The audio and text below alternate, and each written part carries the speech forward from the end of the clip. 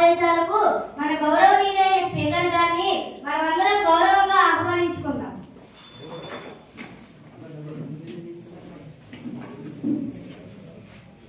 మొదటిగా స్పీకర్ గారి అనుమతితో వందే మాతర గేయంతో ప్రారంభించుకుందాం.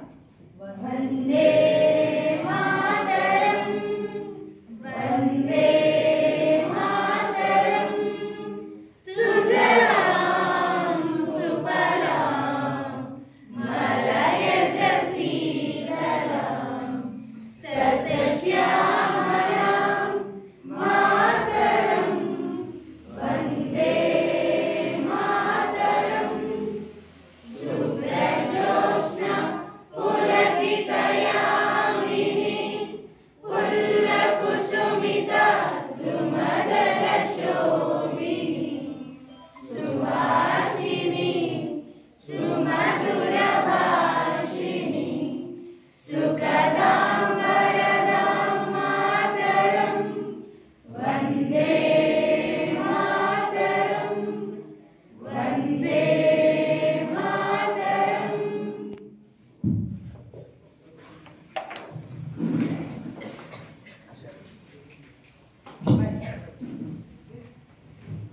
సభకు నమస్కారం. ఈ శాసనసభకు నన్ను స్పీకర్గా ఎన్నుకున్నటువంటి గౌరవ ముఖ్యమంత్రి గారికి నా ధన్యవాదాలు. ఈ శీతాకాలపు సమావేశం నిర్వహించడంలో ఎటువంటి పక్షపాత ధోరణి లేకుండా, భేదభావాలు లేకుండా సభను దిగ్విజయంగా నిర్వహిస్తానని, దానికి సహకరించవలసిందిగా గౌరవ సభ్యులందరినీ కోరుకుంటున్నాను. ముందుగా సభను ఉద్దేశించి ముఖ్యమంత్రి గారు మాట్లాడవలసిందిగా కోరుకుంటున్నాను. గౌరవ అధ్యక్షుల వారికి, సభలో కూర్చున్న సభ్యులకి నా నమస్కారములు. ఈ రాష్ట్ర ప్రజలు ఎంతో అభిమానించి మా ప్రభుత్వాన్ని ఎన్నుకోవడం జరిగింది అధ్యక్ష. వారి సంక్షేమానికై మేము ఇచ్చిన హామీలన్నింటినీ నెరవేర్చి ఈ ప్రభుత్వాన్ని అభివృద్ధి పదంలో నడిపిస్తా అధ్యక్ష. ప్రస్తుతం ఎన్నో ఆర్థిక ఇబ్బందులు ఉన్నప్పటికీ ప్రజా సంక్షేమ విషయంలో కానీ, విద్యా వైద్యం అందించడంలో కానీ ఎటువంటి వెనుకడుగు వేయలేదు అధ్యక్ష. మా ప్రభుత్వం అధికారంలోకి వచ్చిన వెంటనే మొదటి సంతకం ద్వారా 16,500 ఉపాధ్యాయుల పోస్టులను మెగా డిఎస్సి ద్వారా ప్రభుత్వ పాఠశాలలో ఉపాధ్యాయుల కొరత లేకుండా విద్యాభివృద్ధికి చర్యలు తీసుకుంటున్నాం అధ్యక్ష. మా ప్రభుత్వం తీసుకున్న చర్యల వలన నేడు ప్రభుత్వ పాఠశాలలో బలోపేతం కావడం జరిగింది అధ్యక్ష. గత ప్రభుత్వంతో పోల్చి చూస్తే ఈ రోజు మన రాష్ట్రానికి అనేక కంపెనీలు తీసుకురావడం జరిగింది అధ్యక్ష. ఈ రోజు గూగుల్ డేటా సెంటర్ ఆంధ్రప్రదేశ్ లోని విశాఖపట్నంలోకి తీసుకురావడం జరిగింది అధ్యక్ష. అలాగే యువతకు ఉద్యోగ ఉపాధి కల్పనలో భాగంగా మన రాష్ట్రానికి అనేక కంపెనీలు తీసుకురావడం జరిగింది అధ్యక్ష. ఈ విధంగా రాష్ట్రాన్ని అభివృద్ధి పదంలో నడిపిస్తున్నాం అధ్యక్ష. ఈ అవకాశం ఇచ్చిన అధ్యక్షుల వారికి కృతజ్ఞతలు తెలుపుతున్నాం అధ్యక్ష. సభలో క్వశ్చన్ అవర్ మొదలవబోతుంది. అపోజిషన్ లీడర్ అయిన చరణ్ గారు దీనిని ఉద్దేశించి ప్రశ్న వేయాల్సిందిగా కోరుతున్నాను. అధ్యక్ష, నేటి విద్యా వ్యవస్థ ఎటుపోతుంది? మా ప్రభుత్వ హయాంలో పాఠశాల విద్య మీద అనేక కోట్ల రూపాయలు మేము కూడా ఖర్చు చేయడం జరిగింది అధ్యక్ష. ప్రతి పాఠశాలలో మౌలిక సదుపాయాలు కల్పించడం జరిగింది అధ్యక్ష. ప్రతి తల్లికి మేము కూడా 15,000 రూపాయలు అమ్మఒడి పేరుతో ఇవ్వడం జరిగింది అధ్యక్ష. ప్రస్తుత ప్రభుత్వం మొత్తునిద్రపోతుందా అధ్యక్ష? ప్రభుత్వ పాఠశాలలో విద్యార్థుల ప్రవేశ సంఖ్య ఎందుకు తగ్గుతుంది అధ్యక్ష? ఎందుకు తగ్గుతుంది? దీనికి అధికార పక్షం ఏం సమాధానం చెప్తుంది అధ్యక్ష? ధన్యవాదాలు అధ్యక్ష. చరణ్ గారి ప్రశ్నకు విద్యాశాఖ మంత్రి గారిని సమాధానం ఇవ్వవలసిందిగా కోరుకుంటున్నాను. అధ్యక్ష, గౌరవ అపోజిషన్ లీడర్ వారు విద్యా వ్యవస్థ ఎటుపోతుందని మమ్మల్ని ప్రశ్నించారు. ఇప్పటి వరకు గౌరవమైన ముఖ్యమంత్రి వారు విద్యా వ్యవస్థ గురించి చాలా చక్కగా వివరించారు. అయినా సరే ఈ ప్రశ్న అడగడం ఎలా ఉందంటే, బాహుబలి 1 చూసాం, బాహుబలి 2 చూసాం, రెండూ చూసి బల్లాల దేవుడు బాహుబలికి ఏటవుతాడని అడిగినట్టుంది ఈ ప్రశ్న. గౌరవ ప్రతిపక్ష శాసనసభ్యులు సరైన అవగాహన లేకుండా, పూర్తి గణాంకాలు సేకరించకుండా తమకు నచ్చిన విధంగా మాట్లాడుతున్నారు అధ్యక్ష. అపోజిషన్ లీడర్ గారు, ఇప్పుడు నేను విద్యా వ్యవస్థ గురించి చెప్తాను, వినండి. విద్యా వ్యవస్థలో గత సంవత్సరం కంటే నేటి సంవత్సరంలో 75,000 మంది విద్యార్థులు అదనంగా చేరారు. అధ్యక్ష, అన్ని ప్రభుత్వ పాఠశాలకు మౌలిక సదుపాయాలను అందించడం జరిగింది. అధ్యక్ష, మెగా డిఎస్సి ద్వారా 16,500 ఉపాధ్యాయులను నియామకం చేపట్టాం. అధ్యక్ష, కేంద్ర ప్రభుత్వం సహకారంతో అనేక ప్రభుత్వ పాఠశాలకు పిఎంశ్రీ పాఠశాలగా మార్చడం జరిగింది. అధ్యక్ష, దీనిలో భాగంగా chemistry lab, vocational courses, skill development courses అని చాలా సదుపాయాలను అందించడం జరిగింది. అధ్యక్ష, పిల్లల యొక్క పౌష్టికాహారాన్ని ఉద్దేశంతో పెట్టుకొని డొక్కా సీతమ్మ మధ్యాహ్న భోజన పథకాలను అమలు చేయడం జరిగింది. అధ్యక్ష, పిల్లల యొక్క ఆరోగ్యం కోసం సూపర్ ఫైన్ రైస్ ను ఉపయోగించడం జరిగింది. అధ్యక్ష, మీ ప్రభుత్వం ఉండేటప్పుడు ఇంటిలో ఎంతమంది చదివినా ఒక పిల్లవాడికి మాత్రమే అమ్మఒడి ఇచ్చేవారు. కానీ మా ప్రభుత్వం ఇంటిలో ఎంతమంది పిల్లలు చదివితే అంతమందికి అమ్మఒడి వర్తింపజేస్తున్నారు. మీ ప్రభుత్వ హాయంలో ఎన్నడైనా విద్యార్థులకు సకాలంలో పుస్తకాలను అందించగలిగారా? కానీ మా ప్రభుత్వం ప్రతి సంవత్సరం మే నెలలో సర్వేపల్లి రాధాకృష్ణన్ విద్యార్థి మిత్ర అనే పుస్తకాల కిట్లను అందించడం జరిగింది. అధ్యక్ష, ఈ విషయాలన్నింటినీ అపోజిషన్ పార్టీ వారు గుర్తించవలసిందిగా కోరుతున్నాం. అధ్యక్ష, ధన్యవాదాలు. అధ్యక్ష, క్వశ్చన్ నెంబర్లో తదుపరి ప్రశ్నలో ఎమ్మెల్యే తనుజ గారిని ప్రశ్న వేయవలసిందిగా కోరుతున్నాను. అధ్యక్ష, నేడు మన రాష్ట్రంలో ఆరోగ్య పరిస్థితి చాలా దారుణంగా ఉంది. అధ్యక్ష, ఈ మధ్య ఒక కేజీబీవీ పాఠశాలలో జరిగిన సంఘటన మనం అందరం ఉదాహరణగా చెప్పుకోవచ్చు. అధ్యక్ష, ఆ పాఠశాలలో పిల్లలకు వాంతులు విరేచనాలు అయిన కారణంగా రక్త పరీక్షలు నిర్వహిస్తే చాలా మంది విద్యార్థులకు జాండీస్ వ్యాధి ఉన్నట్టు నిర్ధారణ అయింది. అధ్యక్ష, అంటే ఈ ప్రభుత్వం అంత కాలుష్యం కలిగిన నీటిని పిల్లలకు అందిస్తుంది. అధ్యక్ష, దీన్ని బట్టి చూస్తే చాలా రోజుల నుండి విద్యార్థుల ఆరోగ్య విషయంలో ప్రభుత్వం చాలా నీచంగా నిర్లక్ష్యంగా వ్యవహరిస్తున్నట్టు తెలుస్తుంది. అధ్యక్ష, దీనికి ప్రభుత్వం ఏ సమాధానం చెప్తుంది? అధ్యక్ష,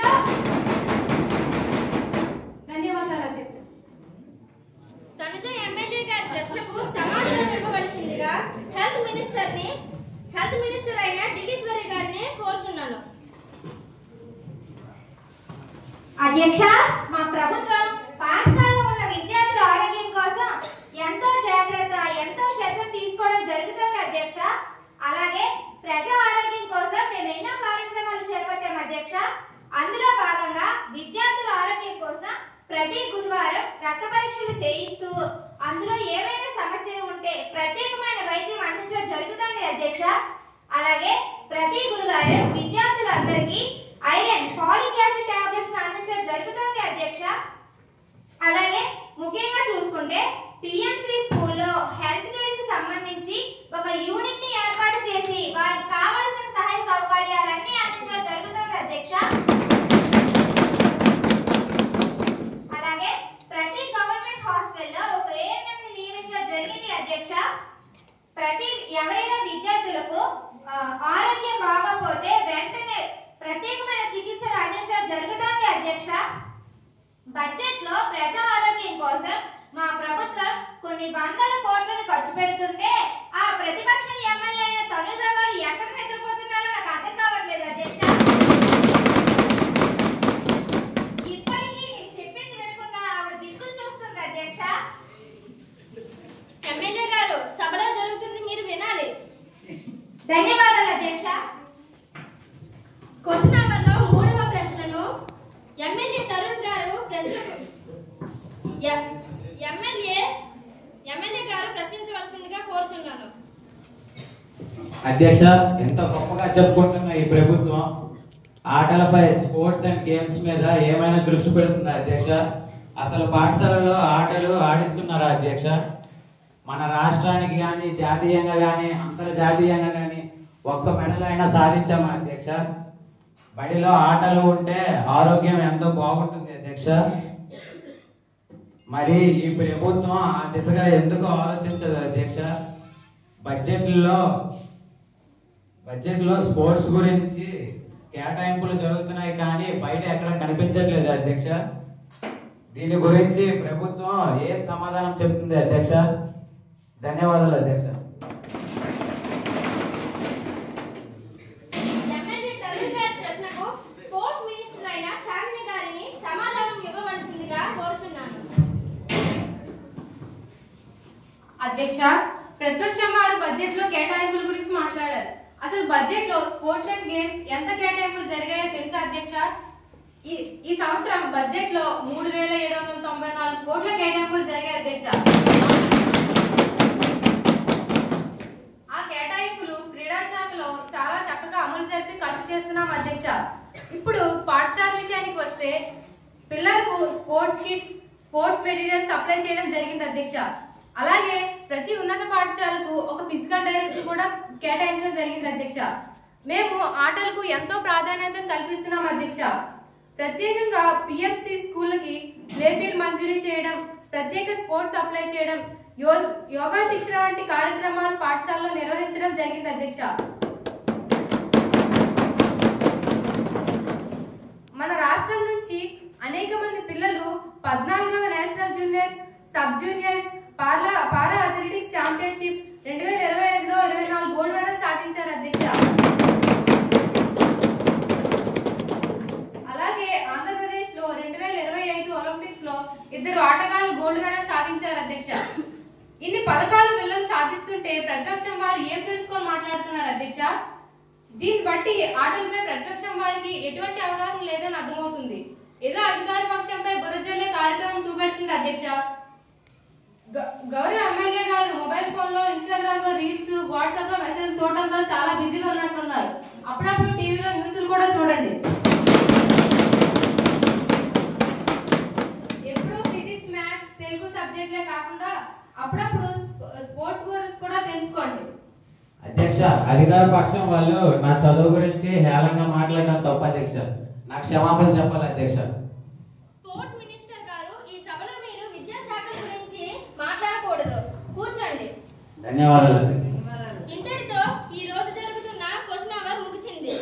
డ్రగ్స్ అబ్యూస్ బిల్ గురించి ప్రవేశపెట్టవలసిందిగా హోమ్ మినిస్టర్ గారిని కోరుచున్నాము.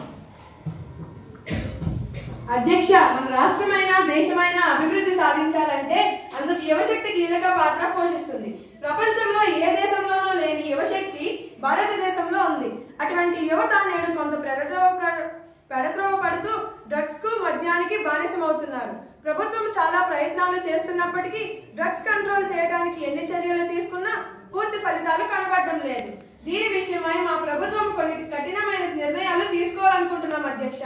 అందుకు గాను మాదక ద్రవ్య నిరోధక చట్టం తీసుకురావాలని మా ప్రభుత్వం దృఢ సంకల్పంతో ఉంది. దీనికి ప్రతిపక్షం వారు కూడా మాతో పాటు సహకరించి బిల్లు ఆమోదు పొందుటకు సహకరిస్తారని ఆశిస్తున్నాం అధ్యక్ష. దీనికి సంబంధించిన ప్రతులను ప్రతి సభ్యునికి ఇస్తున్నాం అధ్యక్ష.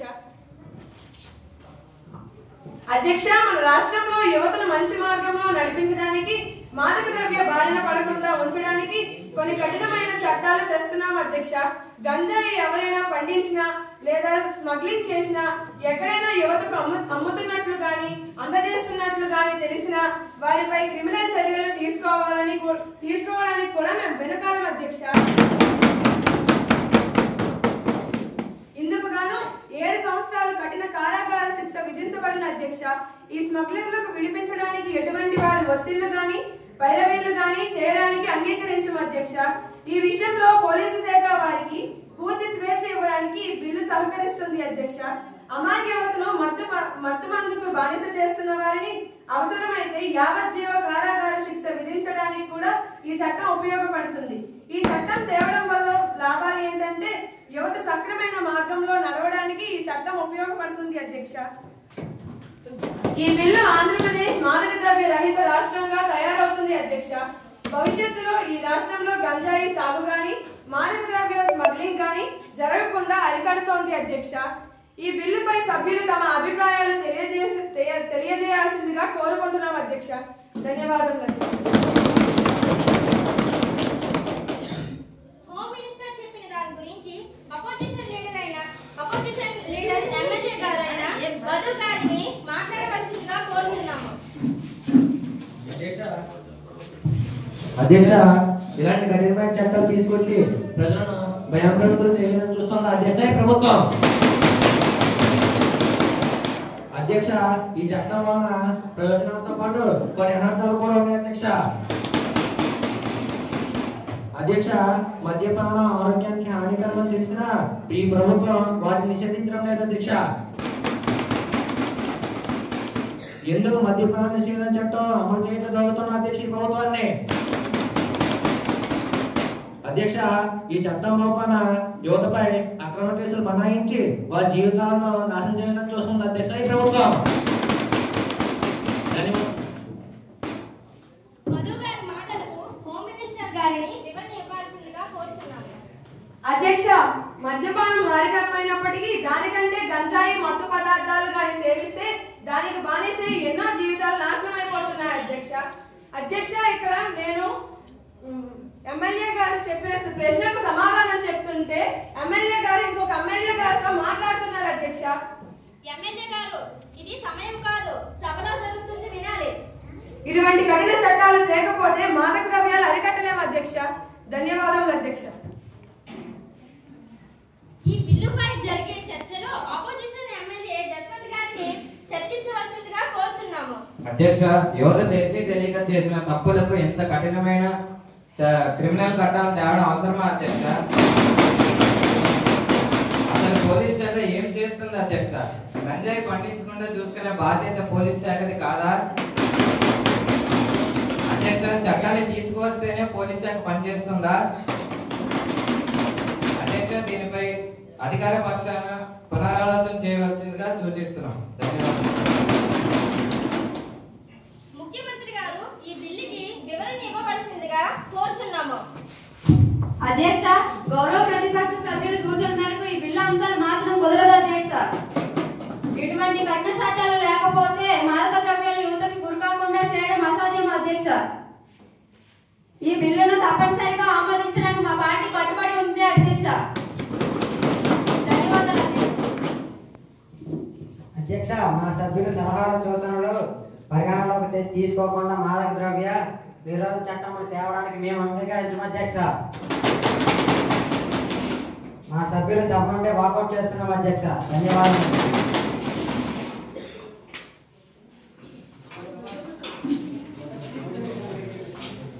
ప్రతిపక్షం వారు వాకౌట్ చేసినందున ముఖ్యమంత్రి గారిని మాట్లాడవలసిందిగా కోరుచున్నాము. గౌరవ ప్రతిపక్షం వారు వాకౌట్ చేసినప్పటికీ ఈ బిల్లును మా సభ్యులందరూ ఏకగ్రీవంగా ఆమోదిస్తున్నాం అధ్యక్ష. ధన్యవాదాలు అధ్యక్ష.